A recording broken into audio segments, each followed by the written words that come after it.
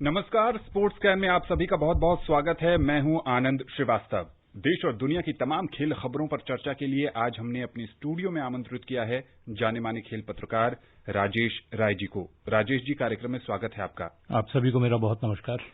तो US open में कुछ ऐसा हुआ जिसका खेल प्रेमी इंतजार बिल्कुल नहीं कर रहे थे। मेरे ख्याल से शायद किसी को ऐसी उम्मीद नहीं थी कि ऐसा हो भी सकता है जी, कि कोई खिलाड़ी, और भी वर्ल्ड का नंबर 1 प्लेयर, 17 बार का ग्रैंड स्लैम चैंपियन, डिस्क्वालीफाई कर दिया जाए।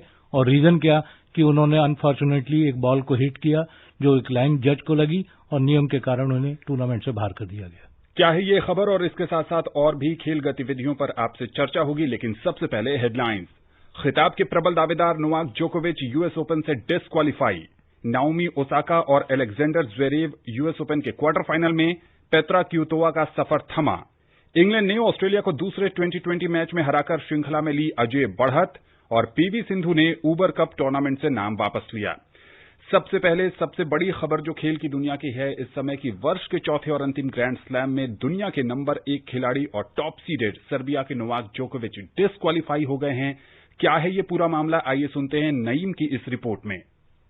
नोवाक जोकोविच को कल यहां अपने चौथे दौर के मैच के दौरान लाइन जज के गले पर गलती से टेनिस बॉल मारने के कारण यूएस ओपन टेनिस टूर्नामेंट से बाहर कर दिया गया, जिससे उनका 29 मैचों से चला आ रहा विजय अभियान थम गया और उनका 18वां ग्रैंड स्लैम खिताब जीतने का सपना भी टूट गया। आर्थर एस स्टेडियम में चल रहे मैच में विश्व के नंबर 1 खिलाड़ी और खिताब के प्रबल दावेदार जोकोविच उस समय पाब्लो कारेनो बुस्टा से पहले सेट में 5-6 से पीछे चल रहे थे, जब उन्होंने गुस्से में बेस लाइन से अपने पीछे गेंद मारी। गेंद सीधे महिला लाइन जज के गर्दन पर लगी, जो उस समय घुटने मोड़कर खड़ी थीं। इसके बाद नेट के करीब chair umpire Aurelie Tourte, tournament referee Soren Friemel और ग्रैंड स्लैम पर्यवेक्षक आंद्रियास इगली के बीच 10 मिनट तक चली चर्चा के दौरान जोकोविच को माफी मांगते हुए देखा गया, लेकिन नियमों के अनुसार जोकोविच को दोषी पाया गया और उन्हें डिस्क्वालीफाई घोषित किया गया। जोकोविच ने इस घटना के बाद मीडिया से बात नहीं की, लेकिन कुछ घंटे बाद उन्होंने अपनी तरफ से सोशल मीडिया पर माफीनामा जारी किया। Naeem Akhtar, sports can. कुछ नियम कई बार गले की फांस बन जाते हैं और इनके साथ भी मुझे लगता है ऐसा ही कुछ हुआ। मैं थोड़ा आपका ध्यान 2016 के फ्रेंच ओपन की तरफ ले जाना चाहूंगा। इस इंसिडेंट को देखने के बाद एक वो इंसिडेंट याद करना बहुत जरूरी है। 2016 का फ्रेंच ओपन था, क्वार्टर फाइनल था जोकोविच का थॉमस बेरडिच के खिलाफ, और ब्रेक पॉइंट हासिल करना था जोकोविच को, जो वो नहीं कर पाए। और उस समय उन्होंने फ्रस्ट्रेशन में अपना रैकेट कोर्ट पर पटकना चाहा। रैकेट कोर्ट पर तो नहीं गिरा, लेकिन उनके हाथ से छूट गया और पीछे जो लाइन जज खड़ा हुआ था उसके सिर के ऊपर से लग के साइड में, मतलब सिर पर उन्हें लगा नहीं, साइड में गिर गया। तो यानी लाइन जज बच गए, उनको किसी तरह की हिट नहीं हुआ। रैकेट अगर हिट हो जाता तो शायद उस समय भी ये डिस्क्वालीफाई हो जाते। रैकेट हिट नहीं हुआ, बच गए, डिस्क्वालीफाई नहीं हुए। लेकिन थोड़ा सा टेम्परामेंट जोकोविच का गड़बड़ है। आमतौर पर देखिए, मैं उनको बहुत समय से देख रहा हूं, उनके मैचेस को, वो पहले 2 सेट हारने के बाद भी अगले 3 सेट जीतने की काबिलियत रखते हैं। उन्होंने अपने कैरियर में कई बड़े टूर्नामेंट, कई बड़े खिताब 5 सेटों में जाकर जीते हैं। ऐसा बहुत कम होता है कि वो अपना आपा खोएं और इस तरह का फ्रस्ट्रेशन दिखाएं। यहां भी कुछ ऐसा ही हुआ कि उनकी सर्विस ब्रेक हुई। ब्रेक होने के बाद खिलाड़ी थोड़ा झुंझला जाता है, वो सर्विस ब्रेक होने के बाद वो थोड़ा झुंझलाए और उन्होंने बिना पीछे देखे बॉल को हिट किया और बॉल सडनली जाकर वो जो लाइन जज, लेडी लाइन जज थी, उनके गर्दन के पास, गर्दन पर लगी और वो वहीं पर गिर गई। और उसके बाद जो आवाज आई, जोकोविच ने हाथ उठा के बेशक उस समय सॉरी कहा गया, लेकिन जब रूल अप्लाई हुए तो उसमें ये साफ था कि अगर आप किसी भी लाइन जज या मैच ऑफिशियल को किसी तरह से हिट करते हैं तो रूल बिल्कुल स्पेसिफाई है कि आपको टूर्नामेंट से डिस्क्वालीफाई किया जाएगा, बाहर किया जाएगा। जो 10-12 मिनट का आर्ग्यूमेंट कोर्ट पर चला था, उसमें शायद जोकोविच ये भी कह रहे थे कि आप मेरा गेम भी ले सकते हैं, चाहिए सेट अपोनेंट खिलाड़ी को दे दें। उन पर जुर्माना भी लगाया जा सकता था। खैर, जुर्माना बाद में लगा है। जो उन्होंने प्री क्वार्टर फाइनल तक $2.5 लाख कमाए थे वो उनके खाते से निकल जाएंगे। जो रैंकिंग अंक उन्हें मिलने थे वो उनके खाते में नहीं जाएंगे। लेकिन एक बड़ा खिलाड़ी टूर्नामेंट से बाहर हो गया है, तो टूर्नामेंट का अगर आप देखें तो आकर्षण बहुत कम हो गया है। और क्योंकि जो नंबर 1 प्लेयर ये बाहर हुए हैं, नंबर 2 स्पेन के राफेल नडाल खेलने नहीं आए, 3rd जो रोजर फेडरर हैं वो भी इस टूर्नामेंट में नहीं खेल रहे हैं, तो एक आकर्षण जो मेंस सिंगल्स में बना हुआ था वो बहुत हद तक कम हो गया है। ग्रैंड स्लैम इतिहास में तीसरा ऐसा अवसर है जब खिलाड़ी को डिस्क्वालीफाई किया गया है। पहली बार अगर हम देखें तो 1990 में जॉन मैकेनरो अमेरिका के, जो ओरिजिनल बैड बॉय माने जाते थे जी। अगर टेनिस का इतिहास उठा के देखें तो अगर किसी बैड बॉय किसी को कहा जाता है, मौजूदा समय में ऑस्ट्रेलिया के निक किर्गियोस हैं जिन्हें बैड बॉय कहा जाता है, लेकिन John McEnroe original bad boy थे जो आमतौर पर मैच के दौरान ऑफिशियल से, लाइन ऑफिशियल से, मैच एम्पायर, चेयर एम्पायर से सबसे भिड़ते रहते थे। और दूसरा मौका 2000 में आया था। ये 1990 में जॉन मैकेनरो ऑस्ट्रेलियन ओपन में इस तरह से डिस्क्वालीफाई हुए थे और वर्ष 2000 में स्टीफन कोबेक थे जिनको फ्रेंच ओपन में इस तरह से बाहर किया गया था। तो यानी 20 साल बाद जाकर एक ऐसा मौका आया है जब ऐसे किसी खिलाड़ी को बाहर होना पड़ा है। लेकिन जोकोविच के कैरियर में 17 ग्रैंड स्लैम खिताब विजेता, उनके कैरियर में ये पहला मौका है जब उन्हें इस तरह से बाहर किया गया है। जी हां, बिल्कुल। और उसके बाद अपने सोशल मीडिया अकाउंट पर जोकोविच ने माफी भी मांगी है कि उनका कोई ऐसा इरादा नहीं था, लेकिन खेल हैं और खेल नियमों से चलते हैं और नियमों के आधार पर जोकोविच अमेरिकी ओपन से बाहर हो गए हैं। अमेरिकी ओपन में और क्या क्या हुआ, कौन कौन से खिलाड़ी आगे बढ़ने में सफल रहे, आइए सुनते हैं प्रियंका की इस रिपोर्ट में। पूर्व चैंपियन नाओमी ओसाका ने लगातार सेटों में जीत दर्ज करके यूएस ओपन टेनिस टूर्नामेंट के क्वार्टर फाइनल में जगह बनाई, जबकि पुरुष वर्ग में 5वीं वरीयता प्राप्त अलेक्जेंडर ज्वेरेव भी आसान जीत के साथ आगे बढ़ने में सफल रहे। जापान की 4थी वरीयता प्राप्त खिलाड़ी और यहां 2018 की चैंपियन ओसाका ने 14वीं वरीयता प्राप्त एनेट कोंटावीट को 6-3, 6-4 से पराजित किया। क्वार्टर फाइनल में उनका मुकाबला अमेरिका की गैर वरीयता प्राप्त शेल्बी रॉजर्स से होगा। विश्व में 93वीं रैंकिंग की रॉजर्स ने एक और उलटफेर करते हुए 6ठी वरीयता प्राप्त पेट्रा क्वितोवा को 7-6, 3-6, 7-6 से शिकस्त दी। अमेरिका की ही जेनिफर बार्डी ने जर्मनी की 17वीं वरीयता प्राप्त एंजेलिक कर्बर को 6-1, 6-4 से मात देकर पहली बार क्वार्टर फाइनल में प्रवेश किया। अंतिम 8 में उनका मुकाबला कजाकिस्तान की यूलिया पुतिनसेवा से होगा। यूलिया ने 8वीं वरीयता प्राप्त पेट्रा मार्टिच को 6-3, 2-6, 6-4 से हराया। पुरुष वर्ग में ज्वेरेव ने अपनी दमदार सर्विस के दम पर पहली बार यूएस ओपन के क्वार्टर फाइनल में जगह बनाई। ज्वेरेव ने स्पेन के एलेक्जेंड्रो डेविडोविच फोकिना पर 6-2, 6-2, 6-1 से जीत के दौरान 18 एस जमाए। वह 2007 में टॉमी हास के बाद यूएस ओपन क्वार्टर फाइनल में पहुंचने वाले पहले जर्मन खिलाड़ी हैं। ज्वेरेव अगले दौर में क्रोएशिया के 27वें वरीयता प्राप्त बोना कॉरिक का सामना करेंगे। कॉरिक ने ऑस्ट्रेलिया के जॉर्डन थॉम्सन को 7-5, 6-1, 6-3 से हराकर पहली बार ग्रैंड स्लैम क्वार्टर फाइनल में अपनी जगह पक्की की है। कनाडा के 12वें वरीयता प्राप्त डेनिस शापोवालोव ने 7वीं वरीयता प्राप्त डेविड गॉफिन को 6-7, 6-3, 6-4, 6-3 से हराकर पहली बार किसी ग्रैंड स्लैम टूर्नामेंट के क्वार्टर फाइनल में जगह बनाई। उनका अगला मुकाबला पाब्लो कारेनो से होगा। Priyanka Arora, sports camp. राजेश जी, तो 2016 के बाद किसी भी ग्रैंड स्लैम में जो बिग 3 कहे जाते हैं, फेडरर, नडाल और जोकोविच, नया चैंपियन मिलेगा। ये तो बात बहुत सही है कि एक नया चैंपियन पुरुष वर्ग में सामने आएगा, लेकिन इससे भी ज्यादा दिलचस्प फैक्ट एक आपके साथ शेयर करना चाहता हूं कि 2004 के बाद ये पहला ग्रैंड स्लैम होगा जिसके सेमीफाइनल में न जोकोविच होंगे, न फेडरर होंगे, न नडाल होंगे। यानी इस दौरान 64 ग्रैंड स्लैम निकले हैं जी, 64 ग्रैंड स्लैम टूर्नामेंट, जहां पर ये बिग 3 में से कोई भी सेमीफाइनल में उसके बाद पहली बार नहीं होगा। यानी 64 ग्रैंड स्लैम के दौरान इनमें से हर खिलाड़ी या तो सेमीफाइनल में रहा है या फाइनल में रहा है या खिताब जीतता रहा है। खैर, एक अच्छी बात यह है कि अब एक नया चैंपियन मिलेगा। तो आमतौर पर ये डिस्कशन हमेशा होता रहा है कि ये 3 जो बड़े खिलाड़ी हैं, इनका डोमिनेंस, इनका प्रभुत्व तो कैसे टूटेगा। जोकोविच तो गलती की वजह से अयोग्य करार दिए गए, उस वजह से बाहर हुए। नडाल ने कोरोना के कारण यूएस ओपन में नहीं खेलने का फैसला किया। फेडरर के घुटनों की सर्जरी थी जिसकी वजह से वो इस टूर्नामेंट में खेलने से पहले ही हट चुके थे। जोकोविच की एक बार मैं थोड़ा सा बात करना चाहूंगा। ये दुर्भाग्यपूर्ण रहा कि उन्होंने ऐसा जो नहीं करना चाहते थे वो अचानक हो गया। उनको एक वार्निंग तो नहीं, उन पर एक जुर्माना लगा के उन्हें छोड़ा जा सकता था। कई खिलाड़ियों ने अपने सोशल मीडिया पे ये बात कही। कई लोगों ने शेयर किया है कि आप खिलाड़ी है, नंबर 1 है। और सबसे बड़ी चीज है कि इस समय जो कोरोना के हालात हैं, जिन हालात में ये टूर्नामेंट खेला जा रहा है, उन चीजों को गौर करना बहुत जरूरी है। 90 का मैकेनरो का मामला, 2000 का कोबेक का मामला, ये सब उस समय नॉर्मल कंडीशंस में थे। लेकिन अभी जो हालात हैं वो एक बहुत ही अभूतपूर्व कंडीशंस हैं, जहां पर पूरा टूर्नामेंट बायो बबल यानी जैव सुरक्षा वातावरण में खेला जा रहा है, जहां पर खिलाड़ी को किसी बाहरी व्यक्ति से मिलने की कोई इजाजत नहीं है। अगर आप देखें तो स्टेडियम में एक दर्शक मौजूद नहीं है, केवल खिलाड़ी आता है, खेलता है, कुछ ऑफिशियल्स, मैच ऑफिशियल्स वहां रहते हैं। तो ऐसे हालात में हो सकता है जिसका असर खिलाड़ी पर पड़ सकता है, क्योंकि आमतौर पर खिलाड़ी इस बात के आदी होते हैं कि स्टेडियम में दर्शक मौजूद रहें, वो ग्राउंड के बाहर दूसरे खिलाड़ियों से मिलते रहें, और जब ऐसे हालात होते हैं उसमें कई बार इस तरह की फ्रस्ट्रेशन सामने आ जाती है। अगर जोकोविच को ऑफिशियल्स, मैच ऑफिशियल्स एक वार्निंग देकर छोड़ देते या उन पर एक बड़ी सजा जुर्माना लगा के छोड़ देते तो शायद टूर्नामेंट चलता रहता।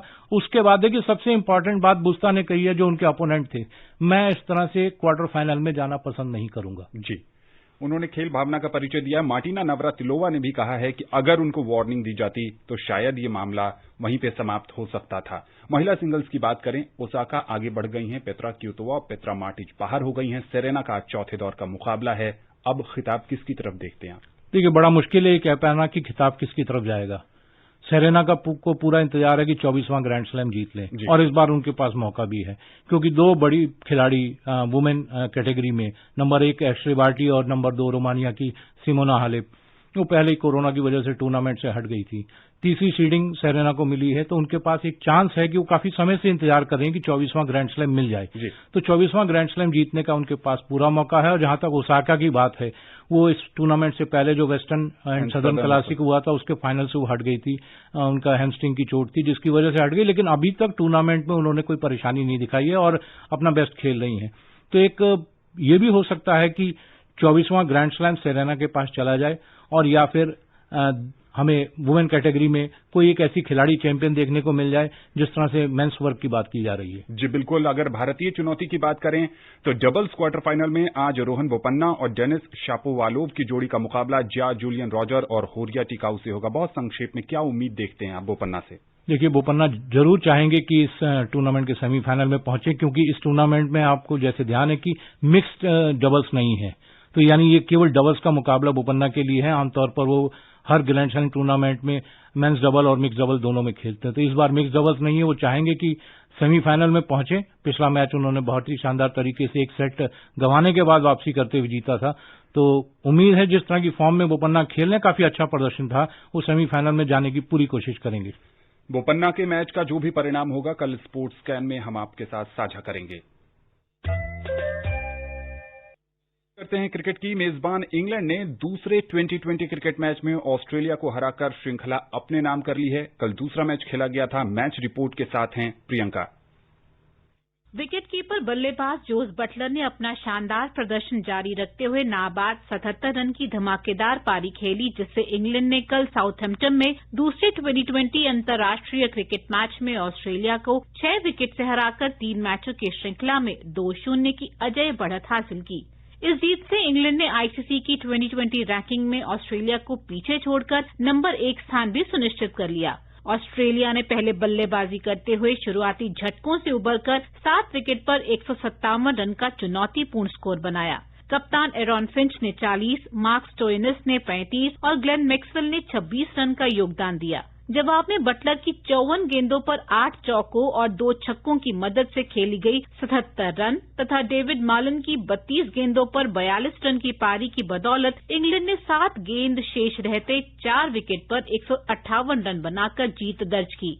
तीसरा और अंतिम 2020 मैच इसी मैदान पर कल खेला जाएगा। दूसरे मैच के हीरो जोस बटलर ऑस्ट्रेलिया के साथ होने वाली सीरीज के तीसरे और आखिरी 2020 मुकाबले में निजी कारणों की वजह से नहीं खेल पाएंगे। इस बीच अंतर्राष्ट्रीय क्रिकेट परिषद ने इंग्लैंड पर ऑस्ट्रेलिया के साथ खेले गए पहले 2020 मुकाबले में धीमे ओवर रेट के लिए जुर्माना लगाया है। Priyanka Arora, sports scan.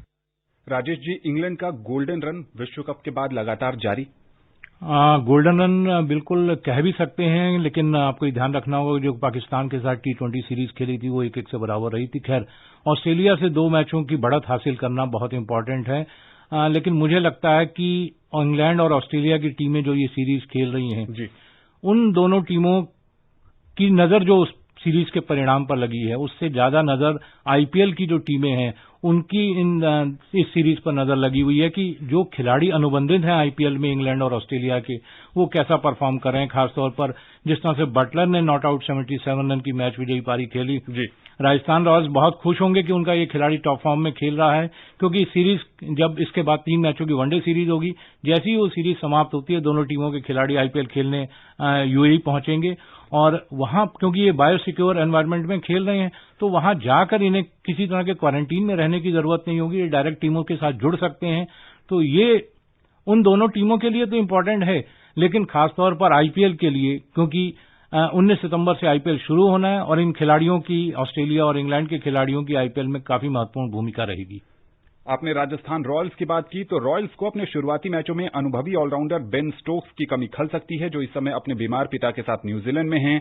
विश्व कप विजेता इंग्लैंड टीम के सदस्य रहे स्टोक्स पाकिस्तान के खिलाफ टेस्ट श्रृंखला के बीच में ही न्यूजीलैंड लौट गए थे, जहां उनके पिता और पूर्व अंतर्राष्ट्रीय खिलाड़ी के कैंसर का इलाज चल रहा है। उधर दिल्ली कैपिटल्स टीम के सहायक फिजियोथेरेपिस्ट कोरोना से संक्रमित पाए गए हैं और उन्हें आइसोलेशन में भेज दिया गया है। आईपीएल में कोरोना संक्रमण का ये 14वां मामला है। इससे पहले चेन्नई सुपर किंग्स के 2 खिलाड़ियों सहित 13 सदस्य कोरोना से संक्रमित पाए गए थे, जो अब 14 दिन के आइसोलेशन से गुजर रहे हैं।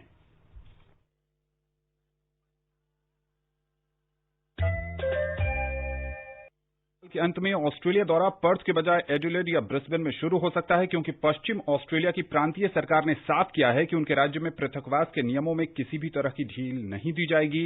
मीडिया की रिपोर्ट के अनुसार एडिलेड ओवल भारत के खिलाफ लगातार 2 टेस्ट मैचों की मेजबानी करने की तैयारी कर रहा है। इनमें दिन रात का टेस्ट मैच भी शामिल है। इसके अलावा अगर विक्टोरिया में कोरोना के मामले बढ़ते हैं तो Melbourne Cricket Ground Boxing Day test का आयोजन नहीं कर पाएगा। ऐसे में एडिलेड को यह जिम्मेदारी सौंपी जा सकती है। भारत और ऑस्ट्रेलिया के खिलाड़ी संयुक्त अरब अमारात में आईपीएल में भाग लेने के बाद सीधे ऑस्ट्रेलिया पहुंचेंगे। भारत का ऑस्ट्रेलिया दौरा सीमित ओवरों की श्रृंखला के साथ शुरू हो सकता है, जिसके बाद 4 टेस्ट मैचों की श्रृंखला खेली जाएगी। बात करें तो प्रतिष्ठित थॉमस और उबर कप की तैयारी के लिए शिविर आज से हैदराबाद स्थित पुलेला गोपीचंद साई बैडमिंटन अकादमी में शुरू हो गया है। इसके लिए पुरुष और महिला खिलाड़ियों की घोषणा भी कर दी गई है। ओलंपिक रजत पदक विजेता और विश्व चैंपियन पीवी सिंधु निजी कारणों से महिलाओं के उबर कप टूर्नामेंट के लिए उपलब्ध नहीं है। थॉमस और उबर कप का आयोजन डेनमार्क के आरहस में 3 से 11 अक्टूबर तक होगा। निजी कारण यानी कोरोना का डर या कुछ और नहीं, अब इसमें ये कह पाना बड़ा मुश्किल है कि कोरोना की वजह है या किसी और कारण से वो इस टूर्नामेंट से हट गई हैं। लेकिन सिंधु का हटना भारतीय उम्मीदों के लिए गहरा झटका है, क्योंकि अगर आप देखें 2019 में उन्होंने वर्ल्ड चैंपियनशिप का खिताब जीता था और उनके बाद अगर टीम में कोई सबसे इंपॉर्टेंट खिलाड़ी है तो साइना नेहवाल है। खैर, साइना नेहवाल इस शिविर का हिस्सा है, लेकिन सिंधु जो भारतीय महिला टीम की एक ताकत है, एक मजबूत कड़ी है, उनके रहने से टीम को बहुत मजबूती मिलती है। लेकिन उनके हटने से अब ये युवा खिलाड़ियों के लिए मौका रहेगा कि वो अपनी दावेदारी किस तरह से पेश करते हैं। साइना नेहवाल के साथ कौन सी टीम चुनी जाती है और कौन से खिलाड़ी टीम का हिस्सा बनते हैं और वो इस मौके का कितना फायदा उठा पाते हैं। लेकिन इतना तो साफ है कि सिंधु इस टूर्नामेंट के लिए नहीं होंगी तो भारत की उम्मीदों को खासा झटका रहेगा। उधर कोविड-19 महामारी के कारण थाईलैंड ने थॉमस और उबर कप से हटने का फैसला किया है। विश्व चैंपियनशिप के कांस्य पदक विजेता पहलवान राहुल अवारे को राष्ट्रीय शिविर के लिए भारतीय खेल प्राधिकरण के सोनीपत स्थित केंद्र पर पहुंचने के बाद कोरोना वायरस के परीक्षण में पॉजिटिव पाया गया है। अवारे 5वें भारतीय पहलवान हैं जिन्हें कोरोना संक्रमित पाया गया है। इससे पहले विनेश फोगाट, दीपक पुनिया, नवीन और कृष्ण का परीक्षण भी पॉजिटिव आया था। स्पेन की नेशंस लीग फुटबॉल टूर्नामेंट के दौरान यूक्रेन पर 4-0 की एकतरफा जीत के दौरान अंसु फाती अपनी देश की तरफ से गोल करने वाले सबसे युवा खिलाड़ी बन गए हैं। फाती ने कल खेले गए मैच में 32वें मिनट में अपनी टीम के लिए तीसरा गोल किया। इस तरह वो 17 साल 311 दिन की उम्र में गोल करने वाले सबसे युवा स्पेनिश फुटबॉलर बन गए हैं। और चलते चलते आपको गोल्फ की दुनिया की एक खबर बता दें। डस्टिन जॉनसन ने अपना शानदार प्रदर्शन जारी रखते हुए कल 6 अंडर 64 का कार्ड खेला और पीजीए टूर गोल्फ चैंपियनशिप में 5 शॉट की बढ़त हासिल कर ली है। राजेश जी, समय नहीं है कि आपसे किसी और खबर पर चर्चा करें। आप स्टूडियो में आए और विशेषज्ञ राय साझा की, आपका बहुत बहुत शुक्रिया। धन्यवाद। स्पोर्ट्स कैन का आज का अंक यहीं समाप्त होता है। पूरी टीम को दीजिए अनुमति, कल आपसे फिर मुलाकात होगी। तब तक के लिए नमस्कार।